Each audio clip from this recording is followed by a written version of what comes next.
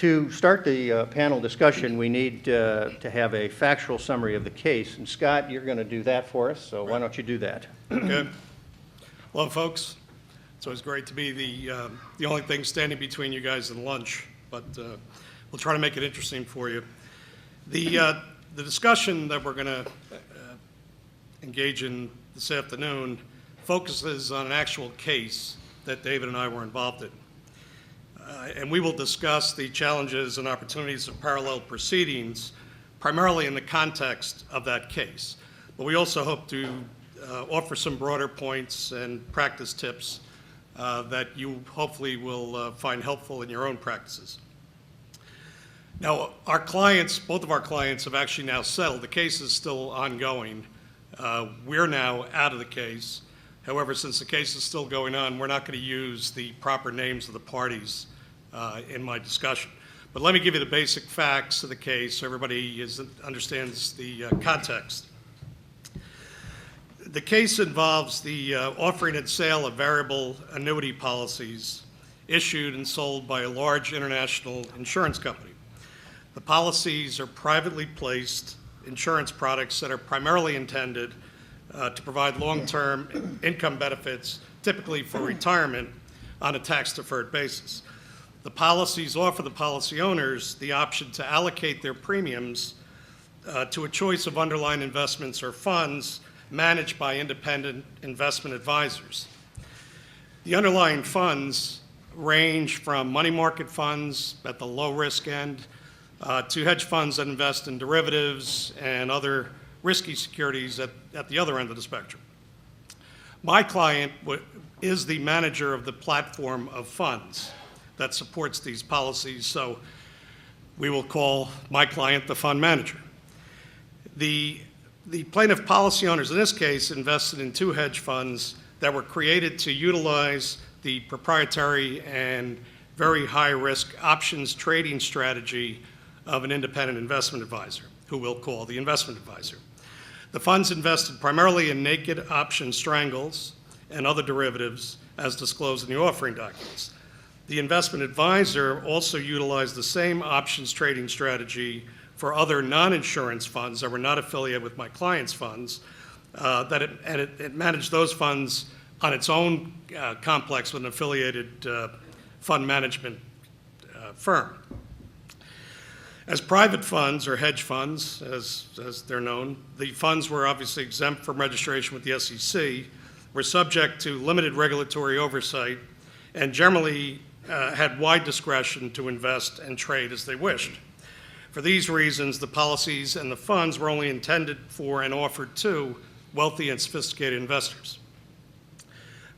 They were only suitable for accredited investors or qualified purchasers, as those terms are defined under the securities laws. And as many of you know, accredited investors and qualified purchasers are generally presumed by law to be sophisticated investors who have sufficient investment knowledge and experience to understand the merits and risks of the investments, and also sufficient assets and financial resources to bear the total loss of an investment. The actual investment interest in these funds could only be held by the insurance companies. So the insurance company here was actually the owner of the investment account with the funds, and the policy owners, by contract, had an indirect beneficial interest in the insurance company's investment account to the extent of their premium allocations.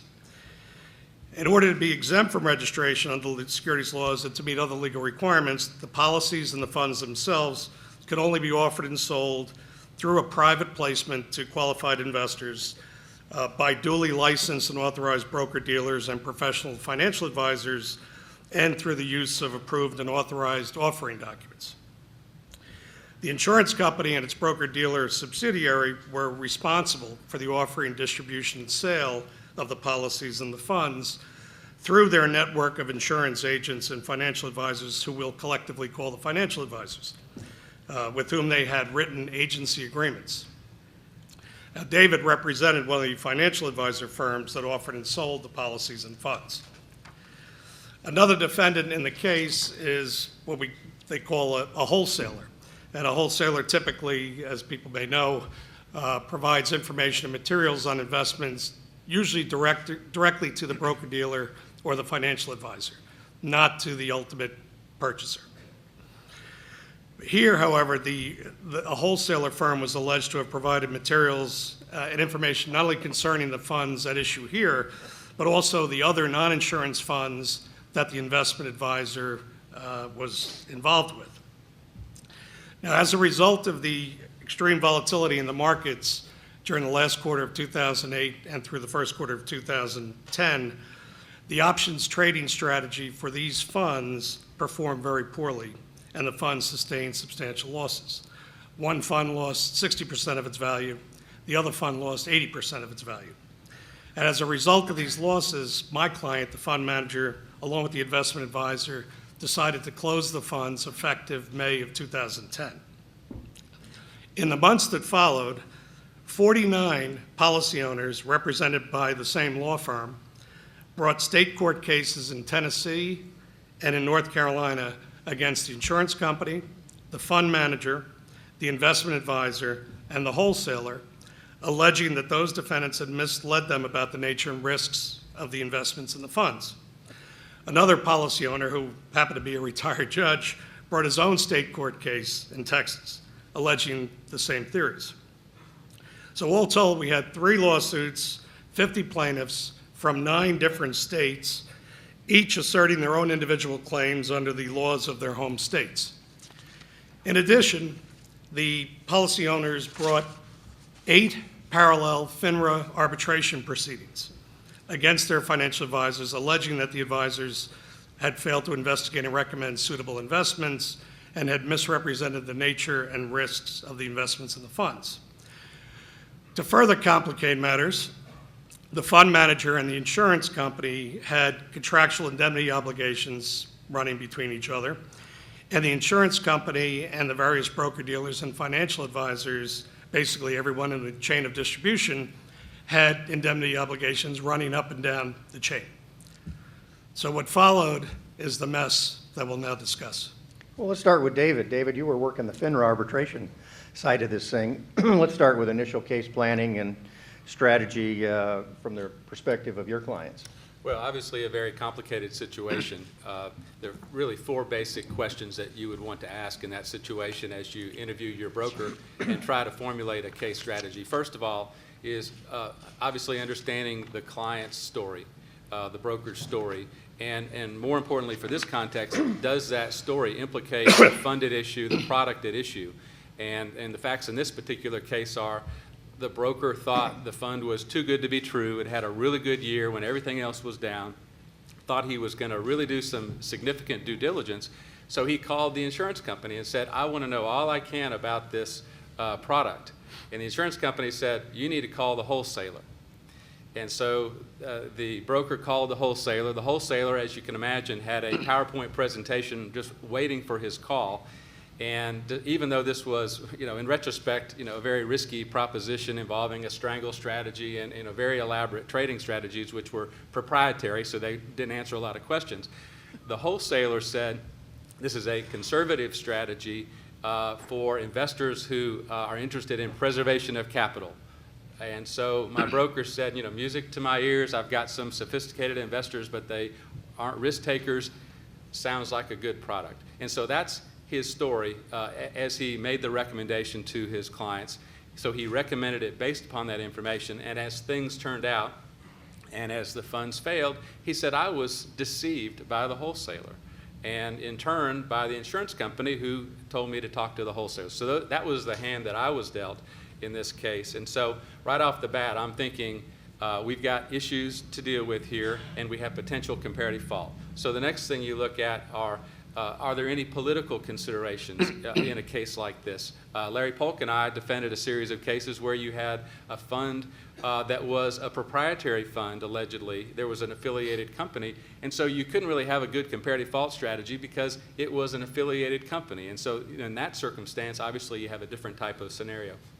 In this scenario, I ran the traps, determined there were not any ongoing business relationships, political considerations, anything like that which from a business perspective that would slow me down as a lawyer. And so obviously in that circumstance, it's very important to get buy-off by your in-house counsel, by your claims attorney, and make sure everyone's on the same page for that possible strategy. And then, as Scott mentioned, the next issue to look at is, do you have an indemnity agreement to deal with? My particular case, we were trying to work informally with the insurance company in particular, exchanging information, perhaps having a joint defense strategy, and what I was handed in that initial meeting was an indemnity agreement that says, be careful, here's an indemnity agreement, we're going to reserve our rights against the broker.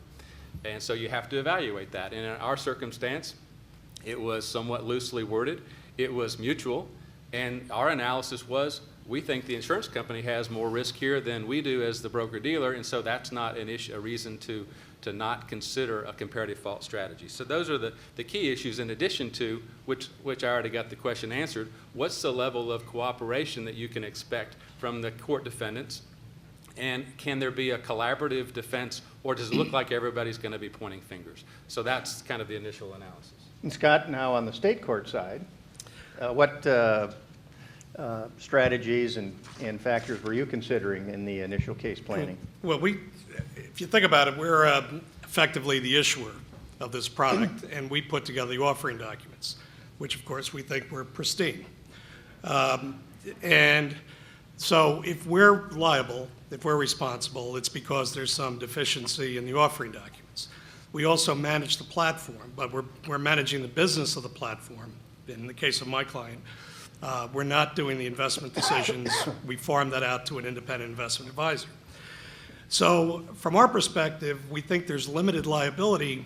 However, we're facing 3 lawsuits, potential indemnity claims. We don't know what the financial advisors are going to do in their various arbitrations.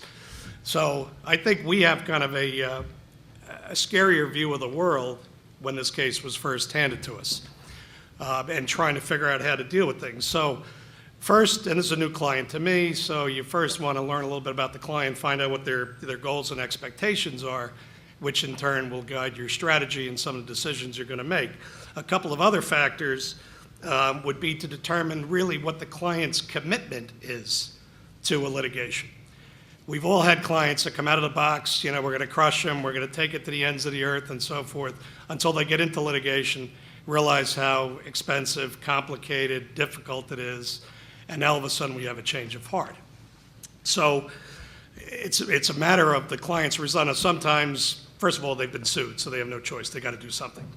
But in terms of how they play it, and how far they play it, and how hard they play it, those are things that hopefully you can control at the outset. So it's not only a question of determining their resolve, but also to determine their resources.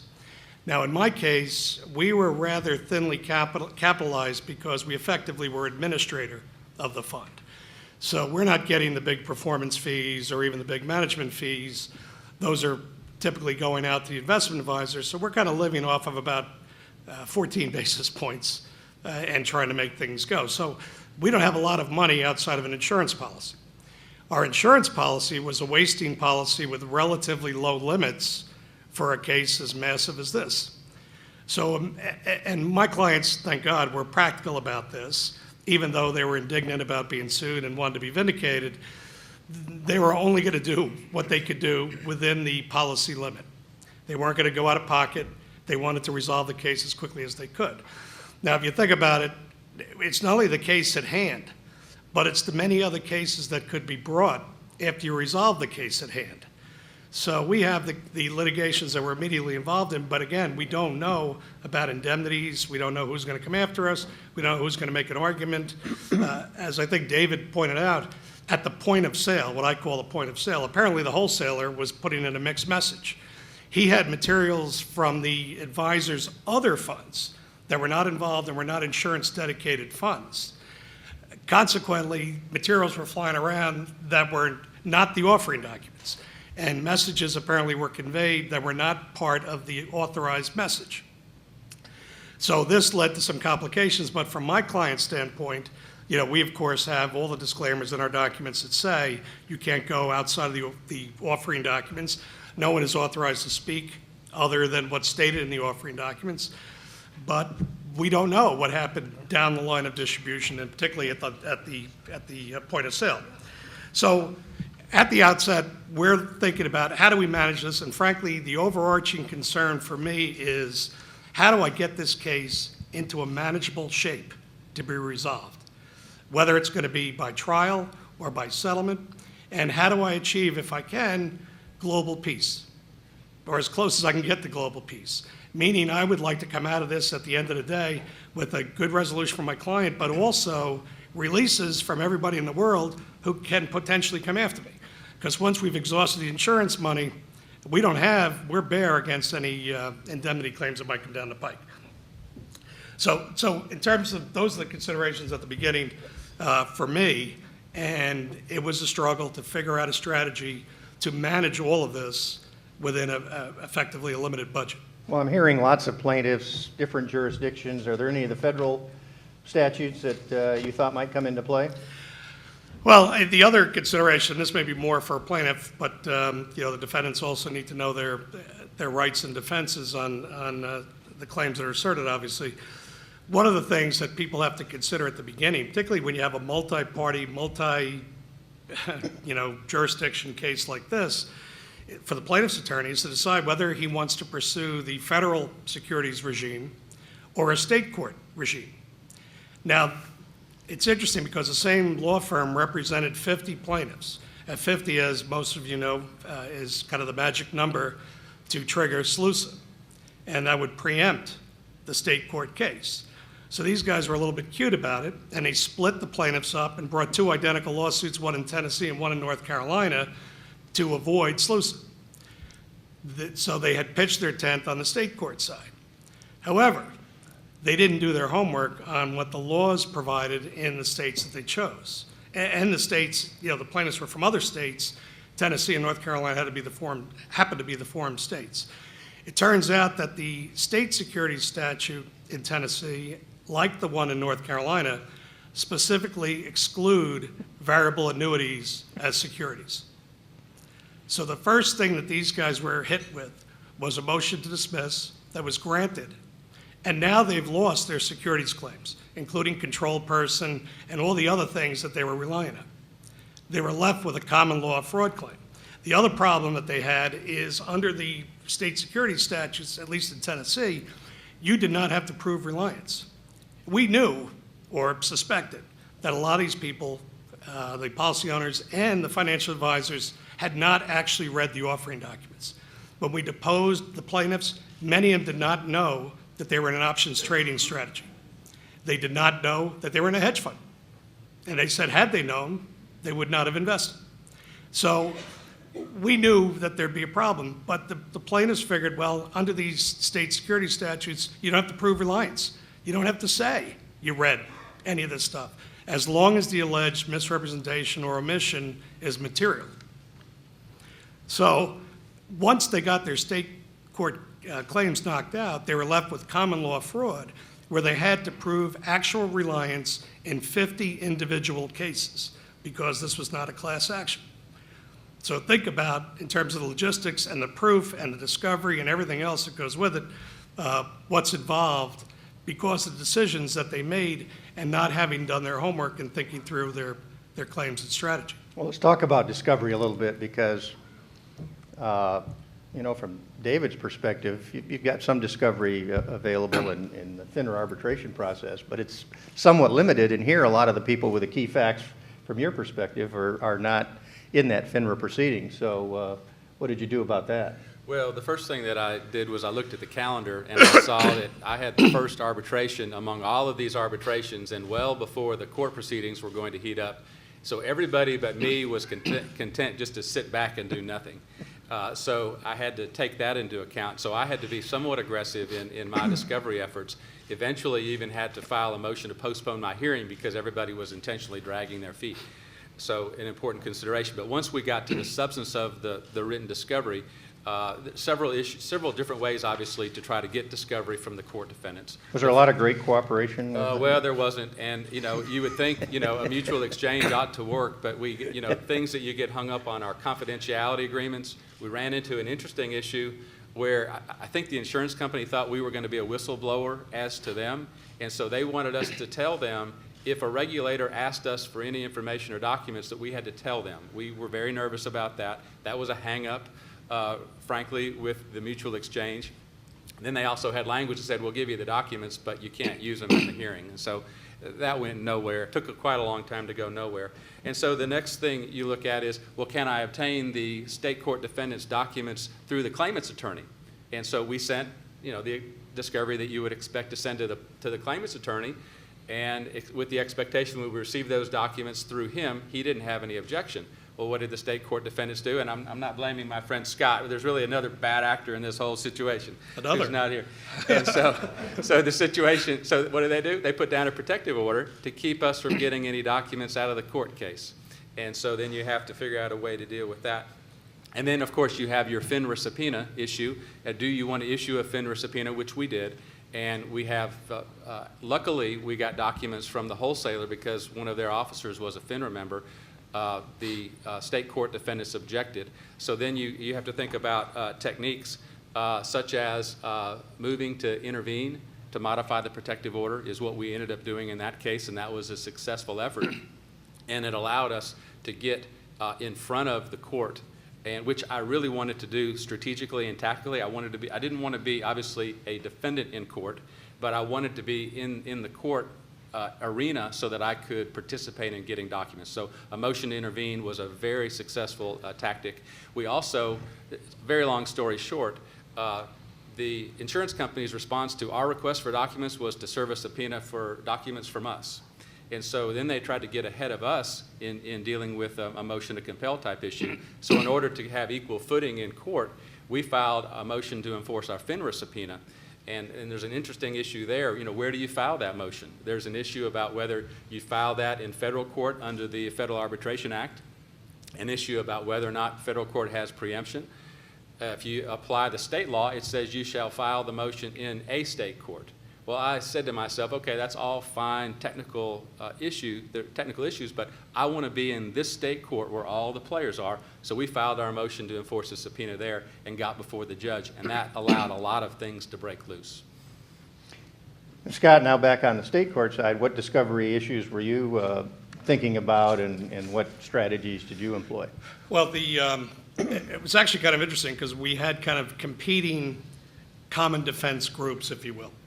There was a conspiracy of the financial advisors to blame everything on the fund manager and the insurance company, and that was their defense. And it was a shared defense. And Wholesaler. And the wholesaler, that's right. And so they were aligned that way. All of the court defendants were blaming the financial advisors and the plaintiffs themselves for either not being qualified, not having read the documents, and so forth. So there was some battling back and forth on that. What we decided to do was, at least on the defendant's side in court, because we didn't want to be fighting with each other before the plaintiffs and helping the plaintiffs establish their case or helping the financial advisors, make their cases up. We used tolling agreements among the defendants to defer claims between us. We used common interest agreements to share the strategy and so forth. We didn't assert any claims against each other, and we kept a united front against the financial advisors. And that included the discovery. So the confidentiality order, protective orders, and so forth was intended to keep the pressure on the financial advisors. The other part of it, what we did, and we have more control of this in court than they do in arbitration, we were manipulating, that's probably a bad word, I would agree with it. We were influencing the sequencing of the hearings and relative to the discovery. So we knew what their schedule was when they were coming up for the hearings. Shortly before their hearings, we took the financial advisor's deposition on a subpoena. And they were nervous as hell about that. In fact, David's client settled the night before we took his advisor's deposition. Very fairly. Yes, that's true. So part of the discovery was, let's stick together. Let's sequence the discovery so that the pressure is on them. They have a hearing coming up. We don't. Our trial is another year away. So we purposely did that. And frankly, that worked pretty well because every one of the financial advisors, as they came up for their hearing, settled for, I think, the roughly 60% on the dollar of the net loss, which is, pretty good for the plaintiffs to get without a hearing. So that worked well. But I think going back to the theme and going back to the particular problem I had and trying to get this to a global resolution as soon as possible, it actually benefits me, at least the fund manager, to share information. Because part of the problem with people being in all different places and at all different times trying to get a global resolution is you don't know about each other's cases, you don't know about their defenses, you don't know what happened, and so forth. So frankly, I think the sharing of information is something that's necessary and should be encouraged if we're eventually going to try to get all the parties, or at least the majority of the parties, together in one room and try to work out a resolution. So I was not against what David was doing, in fact, was in favor of it. We also talked about ideas like a document repository that everybody could participate in, whether they were in the case or not. You just pay your toll, put your documents in, and now we could share information. And once you know more about everybody's case, obviously you can make informed decisions about how you want to pursue strategy if you want to continue litigating, or how you might pursue mediation or some other settlement form. Well, David, Scott mentioned the deposition of one of the brokers. What kind of discovery issues did you have to think about when it came to seeking discovery from your people by the court defendants? Well, Scott obviously mentioned the key issue is allowing our broker to be deposed before our hearing. Obviously, not an ideal circumstance, and we thought long and hard about strategies to deal with that, and I had some conversations. One strategy obviously is to try to put off the deposition until after the arbitration hearing, and so we considered the pros and cons of that approach. Another strategy that I considered was to consider making an argument about fundamental fairness. Here, the claimant attorney gets to essentially depose the broker, but I don't get to depose the claimants. Should I be permitted to attend the claimant's depositions? Should I be permitted to obtain the transcripts? And so we did talk about some various issues but ultimately I worked towards a resolution strategy, but those were some things that we did consider. But it is important to keep in mind that it's just a lot easier for the state court defendants to get discovery if they want it. And the other thing I would point out is that was another reason why I wanted to get before that state court judge, so that if I did want to file a motion for a protective order, which I think we did and then decided not to pursue it, I would have credibility to be there, I would have standing to be there, and I could have more options than I otherwise might not have, and which you wouldn't have if you had filed your motion to enforce a subpoena in some random federal court or the federal court in your jurisdiction. And the other thing that I would point out, as Scott mentioned, we were always thinking about a global strategy for resolution of the cases. And if you think about, the nightmare of procedural issues that we had here with multiple claimants in several states, multiple state court defendants, parallel jurisdictions, issues of comparative fault, it cries out for a global resolution for everyone to get in the same room. And there was a lot of effort among all parties to do that, but we had some parties, or one or two in particular, that just declined to do that. So that was always part of the resolution strategy. And so we ended up with a strategy that was pay an amount of money that we think represents our exposure in this case, knowing, especially that our broker was going to be deposed, and also consider we still have an indemnity potential indemnity strategy. We could go after the state court defendants for indemnity based upon what we paid, and there's something to consider there. And is there a tolling agreement there for that? Or?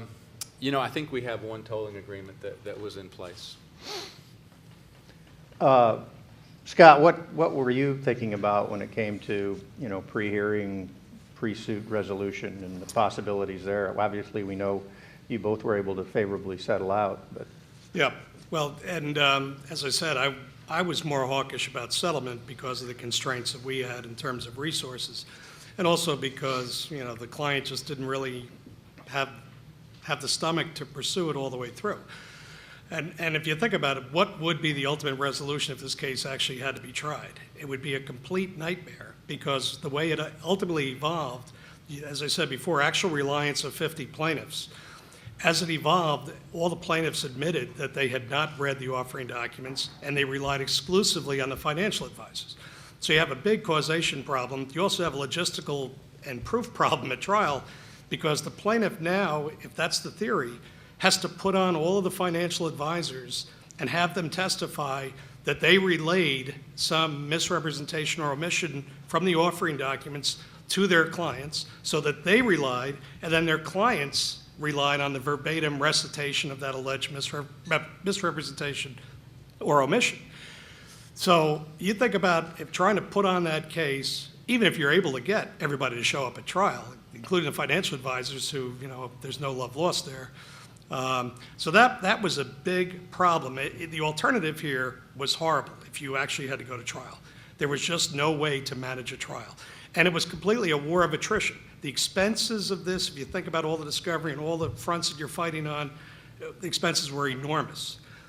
So we were looking for a way to bring this to a head. And among the things we talked about, we never actually got to a mediation before the two of us settled out, but we talked about the document repository. We talked about having mediations. We talked about mediating certain groups of people, maybe doing it as kind of a test group or whatever, a representative group.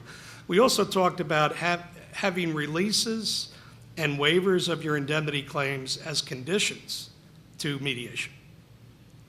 So everybody would start off with, okay, we're just dealing with this. And they're surprisingly, lawyers are risk averse and everybody wants to keep their, cards close to the vest and hang on to their options. But surprisingly, there were a lot of people who said, given the alternatives, that's not a bad idea. Let's wipe out the potential for the other cases that may be out there and deal with the case at hand. Were all 50 investors deposed before you guys settled out? No, we got to about 10. That's the other thing. Just jumping back on discovery, because we had to streamline things. We actually, we had interrogatories from the plaintiffs, but then we did requests for admissions in lieu of depositions. And only if anybody, gave an answer other than a clear admission did we even think about deposing them. So we did kind of streamline that process. And David, how close to a FINRA arbitration hearing did you get in this situation? I came very close the first time around before I got the case put off. I did consider, as other arbitration respondents considered, a motion to postpone until the state court hearing was over. And that was actually in my motion. I saw another respondent attorney had failed in that effort. And that is asking quite a lot of an arbitration panel, obviously, to put off an arbitration, which is supposed to be prompt and efficient, to get behind a state court case where nobody was in any hurry. So I ended up modifying my motion to just allow time to get the discovery from the state court defendants. And so there was time pressure, but I did manage to get to at least in the mid group of the arbitrations before we ended up settling. I was going to ask you, we've got 2 minutes left. I was going to give you each 60 seconds to talk about any other lessons learned or things you think the audience would like to know about, because these situations are bound to keep coming up, especially the sophistication and complexity of the investment products that are being offered. I'll go first. The one thing that I didn't mention that was very helpful was taking advantage of every opportunity to go to court and observe the motion hearings. I mean, you can imagine, as complicated as this situation was, you have very limited information on the arbitration side, but just going and there were a lot of jurisdictional motions and that sort of thing. And I went to every motion, took notes, managed to get a copy of the transcript of every hearing. And so every time the plaintiff claimant's lawyer opened his mouth, I was getting it in writing. And so when he would get up there and give his statement about all the misrepresentations that were made, I was just soaking it all in. And I knew that I could use that against him in the arbitration. So that was very valuable to not only get so-called admissions from in arbitration. I could probably use that as an admission, or at least a position that his clients had taken. And the other thing, obviously, is looking at the pleadings that are filed in court.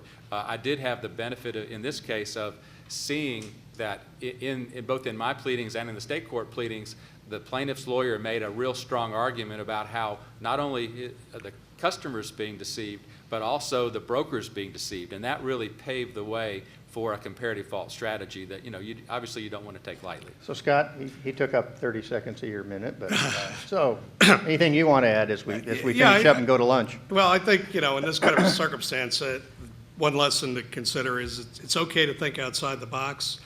It's okay to avoid the reflexive urge as lawyers to try to squash and squelch and oppose and fight and everything else, because when you consider the constraints and the alternatives that you're facing, sharing information, sharing discovery, working cooperatively to come up with a streamlined way to get through the discovery, getting to the point of a streamlined trial, whether it be, again, kind of a representative group or whatever, it's a joint problem that everybody had. At the end of the day, we may never get to the point of who's right or wrong because we're all going to die on the vine with the costs. So I think what I learned, and one of the things I think a lesson to take from it is first figure out what the alternative is and see how best to get from point A to B, and meet the expectations of your client. Well, I hope you found this interesting. Scott and David, thank you for that great discussion. Thank you.